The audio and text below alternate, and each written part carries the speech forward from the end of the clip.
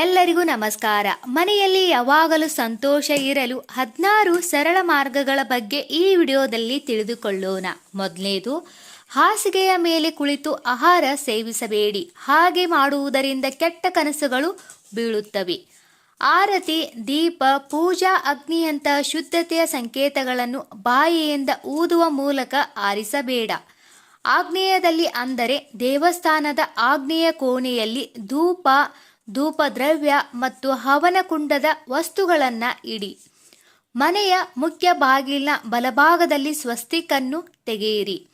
ಮನೆಯ ಮುಖ್ಯ ಬಾಗಿಲಿನ ಮೇಲೆ ಗಣಪತಿ ವಿಗ್ರಹ ಅಥವಾ ಫೋಟೋವನ್ನು ಹಚ್ಚಿ.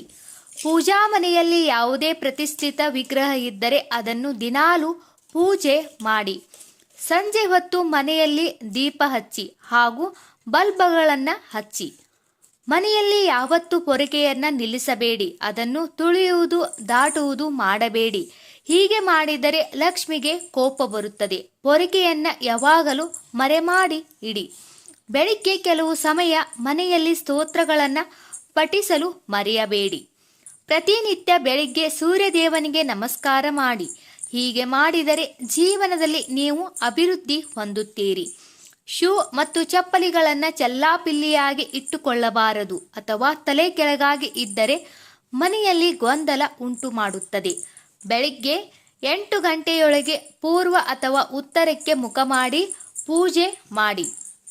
ಹಸುವಿಗೆ ಮೊದಲ ರೊಟ್ಟಿ ತೆಗೆಯಿರಿ. ಇದರಿಂದ ದೇವತೆಗಳು ಸಂತೋಷ ಪಡುತ್ತಾರೆ ಮತ್ತು ಪೂರ್ವಜರಿಗೆ ಶಾಂತಿ ಸಿಗುತ್ತದೆ.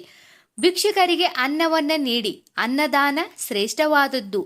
ಪೂಜಾ ಗೃಹದ ಈಶಾನ್ಯ ಮೂಲೆಯಲ್ಲಿ ಯಾವಾಗಲೂ ನೀರು ತುಂಬಿದ ಕಲಶವನ್ನು ಇಟ್ಟುಕೊಳ್ಳಿ. ವಾರಕ್ಕೊಮ್ಮೆಯಾದರೂ ಸಮುದ್ರ ಉಪ್ಪಿನಿಂದ ನೆಲವನ್ನು ಒರೆಸಿ. ಇದು ನಕಾರಾತ್ಮಕ ಶಕ್ತಿಯನ್ನು ತೆಗೆದುಹಾಕುತ್ತದೆ. ಈ ಎಲ್ಲ ಮಾಹಿತಿ ನಿಮ್ಗೆ ಇಷ್ಟವಾದರೆ ಪ್ಲೀಸ್ ನಮ್ಮ ಚಾನಲನ್ನು ಸಬ್ಸ್ಕ್ರೈಬ್ ಮಾಡಿ ಹಾಗೆ ಲೈಕ್ ಮಾಡಿ.